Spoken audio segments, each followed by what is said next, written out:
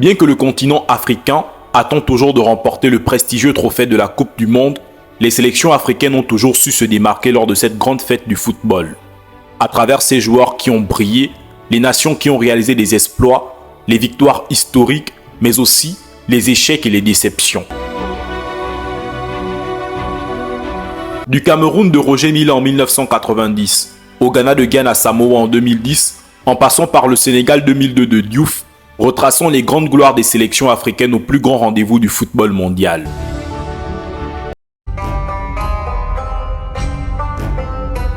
Absente lors de la première édition organisée en 1930 en Uruguay, l'Afrique a fait sa première apparition en Coupe du Monde lors de l'édition suivante qui s'est déroulée en Italie en 1934, grâce à l'Égypte qui a été le premier pays africain à se qualifier pour une phase finale.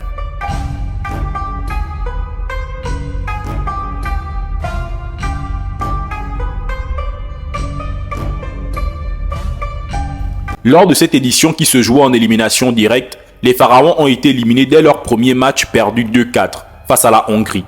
Une rencontre dont les Égyptiens menés 2-0 étaient revenus au score grâce à un doublé d'Abderrahmane Fazi, 35e et 39e minute. Les deux premiers buts de l'Afrique en Coupe du Monde, le premier doublé ainsi que la première défaite africaine. Après la Coupe du Monde Italie 1934, il a fallu attendre 36 années pour voir à nouveau une équipe africaine à cette compétition. Rappelons qu'à cette époque, les qualifications ne se faisaient pas par zone comme ils se font actuellement. Alors il y avait plus de probabilités qu'un continent n'ait pas de représentants. Ce qui a été le cas de l'Afrique, qui à peine quelques pays seulement avaient des équipes de football. Et ces nations qui en avaient échouaient dès les qualifications.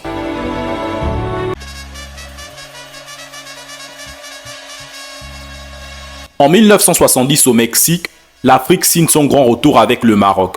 Le format du tournoi ayant changé depuis 1958, la compétition se déroule désormais avec 16 équipes, reparties en 4 groupes de 4 équipes qui se rencontrent au premier tour une fois chacune. Les 2 équipes en tête dans chaque groupe sont qualifiées pour les quarts de finale.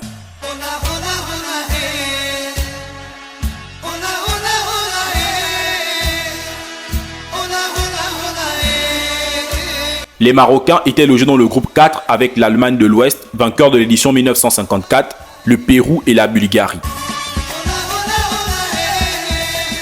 Ils perdent leurs 2 premiers matchs face à l'Allemagne et le Pérou, avant d'arracher le premier match nul africain en Coupe du Monde, un but partout face à la Bulgarie. Dernier de leur groupe, les Marocains sont éliminés au premier tour.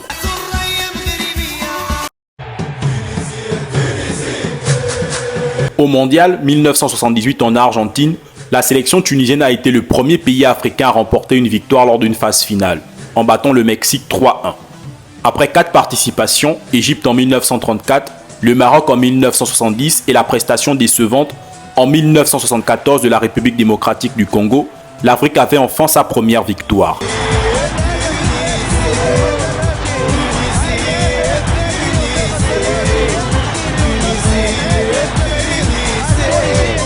La Tunisie avait ainsi réussi à totaliser 3 points avec sa victoire face au Mexique et un nul avec l'Allemagne et une défaite devant la Pologne. Contrairement aux règles actuelles, une victoire valait 2 points et un nul valait 1 point. Classé donc 3e de son groupe derrière la Pologne 5 points et l'Allemagne 4 points, les Tunisiens ne se qualifiaient pas pour le second tour, mais venaient d'offrir la meilleure prestation africaine jusqu'à là. L'Algérie et le Maroc étaient les 2 représentants de l'Afrique à la Coupe du Monde 1986 qui s'est déroulée au Mexique. Comme en 1982, ils sont 24 équipes au départ.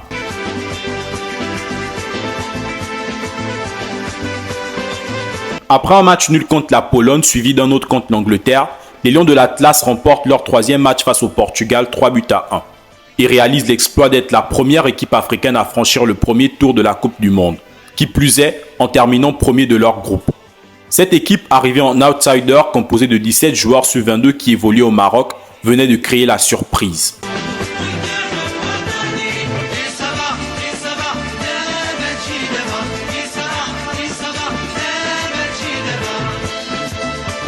Le rêve de cette génération dorée prendra fin en 8e de finale face à l'Allemagne. Les Marocains perdaient 0-1 contre le futur vice-champion du monde. Malgré cette défaite, les Lions sont retournés en héros national au Maroc où tout un peuple réuni autour de son roi les attendait pour célébrer ce parcours historique. Coupe du Monde de 1990.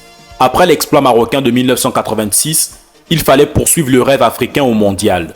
Le Cameroun, bien qu'en étant champion d'Afrique 1984 et 1988, ne faisait pas figure de proue pour relever ce défi. Le pire, ils étaient dans le groupe de la mort avec l'Argentine de Maradona, l'URSS finaliste de l'Euro 1988 et la redoutable Roumanie. Alors, pour la plupart, les chances de voir les Lions indomptables sortir du groupe étaient minimes.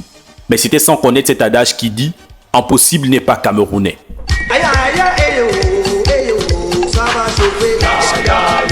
Champion du monde en titre, l'Argentine de Diego Maradona s'attend à une entrée en matière feutrée face au Cameroun.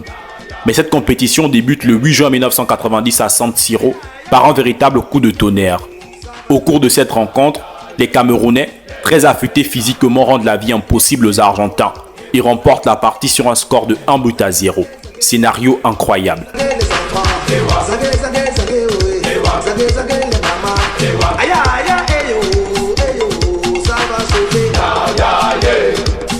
C'est donc plus confiant et plus optimiste que les Camerounais sont allés chercher leur qualification pour le second tour en battant la Roumanie 2-1. Des réalisations signées le vieux lion sorti de sa retraite Roger Mila, qui va offrir au monde entier sa célébration légendaire au poteau de corner.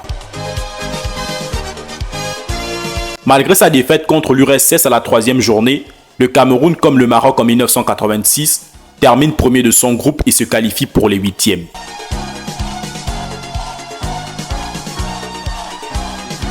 Pour cette deuxième 8e de finale historique de l'Afrique, le Cameroun est face à la Colombie de Carlos Valderrama.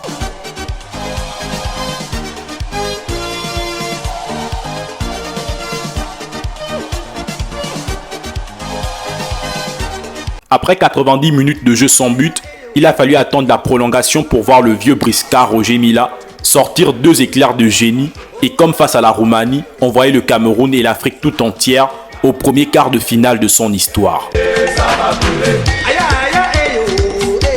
Le Cameroun, qui avait déjà réussi sa Coupe du Monde, voulait faire plus, voulait faire mieux. En face d'eux, une Angleterre favorite.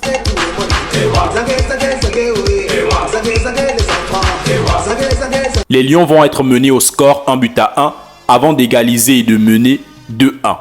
En toute fin de match, ils sont rattrapés au score et encaissent un autre but lors des prolongations.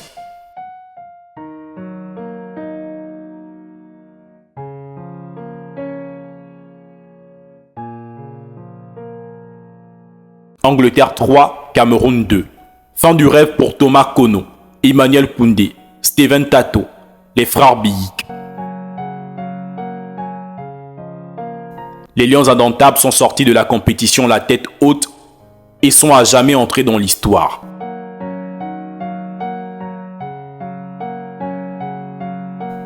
Cet exploit inattendu du Cameroun a favorisé l'augmentation du nombre de sélections africaines à la Coupe du Monde, passant de 2 à 3.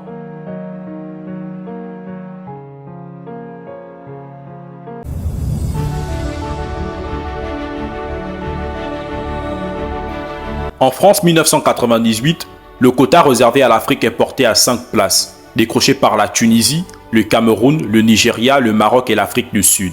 Mais les résultats ne sont pas au rendez-vous. Toutes les équipes africaines sont éliminées dès le premier tour, à l'exception du Nigeria qui parvient en 8e de finale avant d'être aussi éliminé. À la Coupe du Monde de 2002 en Corée et au Japon, l'Afrique vient avec beaucoup d'ambition. Franchir une nouvelle fois le cap des quarts de finale. Et pourquoi pas atteindre le dernier carré. Le Cameroun de Samuel Eto'o, de Mboma, double champion d'Afrique, et le Sénégal d'Adji Diouf, de Bouba Diop, vice-champion d'Afrique, sont les espoirs du continent africain à ce mondial.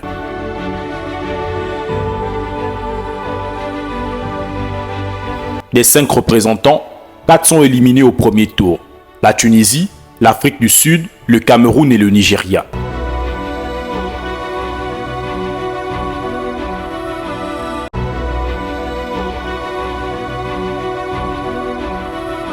La lumière est venue cette fois-ci du Sénégal qui discutait la première Coupe du Monde de son histoire. Logés dans le groupe C avec la France, le Danemark et l'Uruguay, ils étaient les outsiders de cette poule. En ouverture, ils affrontaient les Français. Et tout comme le Cameroun en 1990, ils ont créé la surprise en battant le champion du monde en titre 1-0. Une réalisation signée Papa Diop.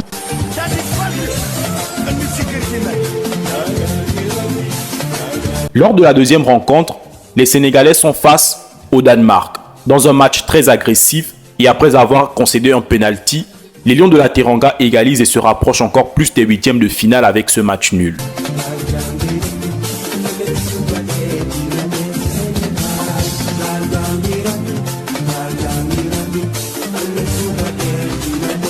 Face aux Uruguayens, lors de la dernière journée, les Sénégalais dominent la première mi-temps et rentrent au vestiaire avec 3 buts d'avance. À la reprise, la Céleste fait peur au Sénégal en réduisant le score puis en égalisant. 3 buts partout, le Sénégal valide son ticket pour les huitièmes de finale.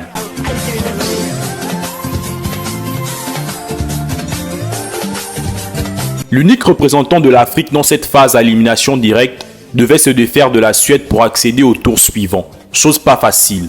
La Suède ouvre le score dès la 8e minute.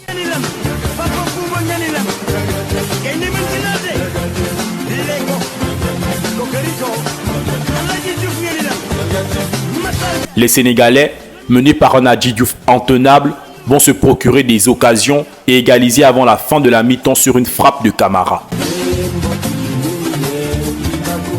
Au retour des vestiaires, les deux équipes sont restées sur un score de parité.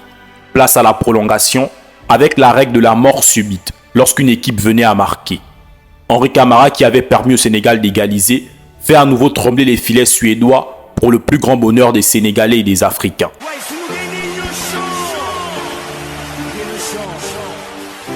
Fin du match, le Sénégal devient la deuxième nation africaine à atteindre les quarts de finale.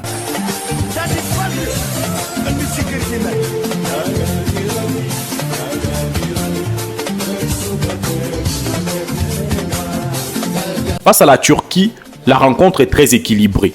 Les deux équipes se créent d'énormes occasions, mais pas de but dans le temps réglementaire. Comme lors du précédent match, la prolongation s'impose.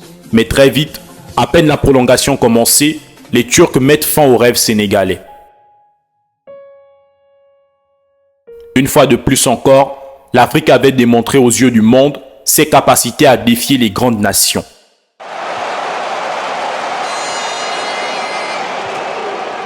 Pour la première Coupe du Monde organisée sur le continent en 2010, l'Afrique a bénéficié de 6 places en comptant l'Afrique du Sud, pays organisateur.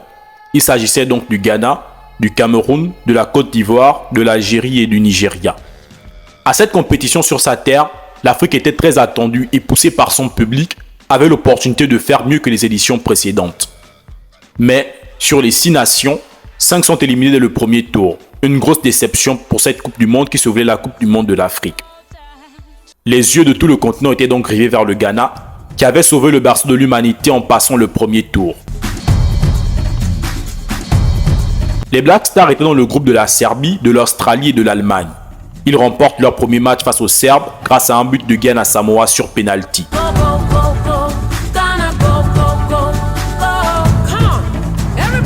Face aux Australiens, c'est sur un corps de parité que les deux équipes se séparent. Le match face à l'Allemagne s'annonçait et fut plus difficile car les Allemands avaient besoin d'une victoire pour finir premier de leur groupe.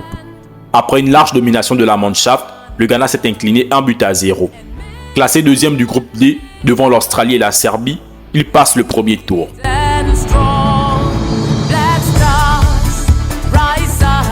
Ghana, États-Unis d'Amérique, affiche des huitièmes de finale.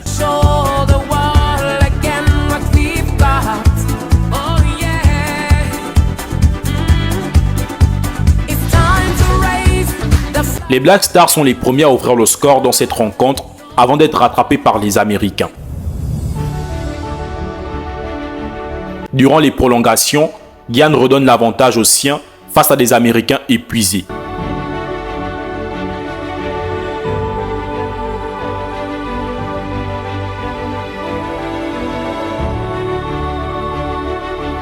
Le Ghana remporte la partie sur un score de 2-1. Une fois de plus, et cette fois-ci, l'Afrique chez elle est en quart de finale. Comme une nation, comme un seul homme, tout le continent africain soutenait les Ghanéens.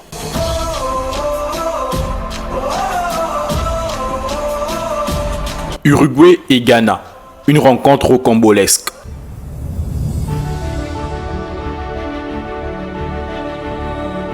Juste avant la pause, Montari permet au Ghana de mener au score 1-0.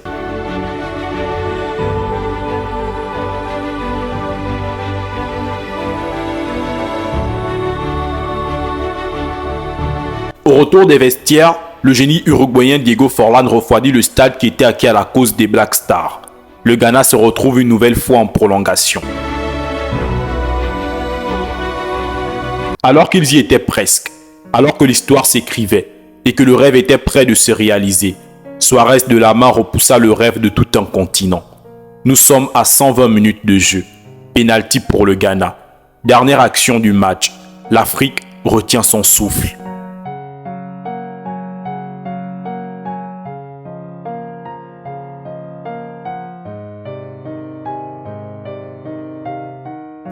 Suarez célèbre tandis que tout le continent pleure. Gyan venait de rater le penalty de tous les espoirs. Place au tir au but.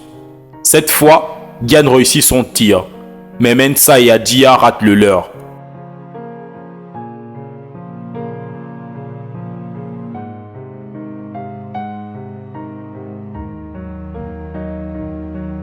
Sébastien Abreu envoie son pays en demi-finale.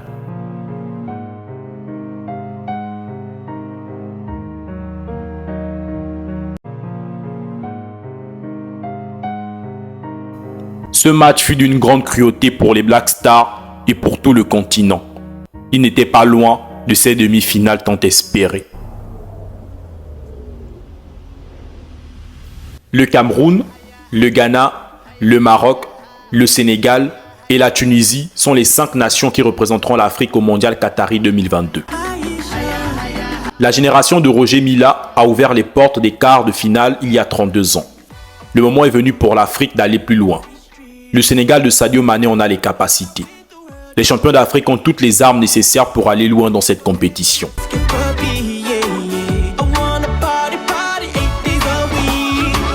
Le Maroc d'Hakimi également.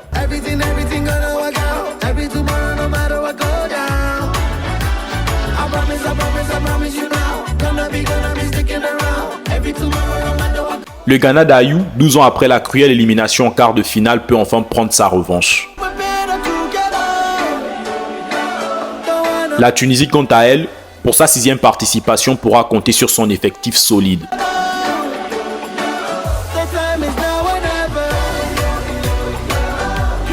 Ils ont ouvert la voie et la lumière peut encore venir d'eux. Les Lions indomptables vont au Qatar pour gagner. Ils ont cette détermination et ce fighting spirit qu'aucune autre équipe ne possède.